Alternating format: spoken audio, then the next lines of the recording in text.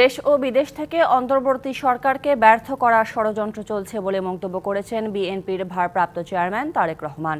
Engineers ইনস্টিটিউশনে জাতীয়তাবাদী textile engineers association of বাংলাদেশের তৃতীয় কাউন্সিলে ভার্চুয়ালি যুক্ত হয়ে কথা বলেন তিনি।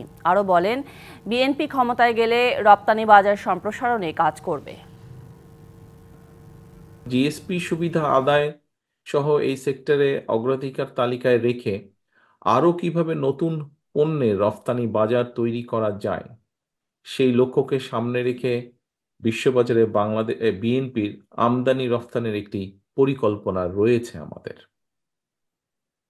রফতানি বাজার নিরাপদ এবং সুরক্ষিত রাখতে রফতানিকারকদের জন্য সঠিক সময়ে শিপমেন্টের ডেলিভারি দিনক্ষণ ঠিক রাখা একটা বড় চ্যালেঞ্জ। আর এই জন্যই বন্দর ব্যবস্থাপনা ঢেলে সাজানোর পাশাপাশি এটাকে কিভাবে আরো মডার্নাইজ করা যায় এ ব্যাপারেও বিএনপির একটি চিন্তা ভাবনা রয়েছে। নগদের সর্বোচ্চ বার 167 টাকা রিচার্জে পাবেন 1 লাখ টাকা পুরস্কার। আরও আছে প্রতি সপ্তাহে পুরস্কার ও ক্যাশব্যাক।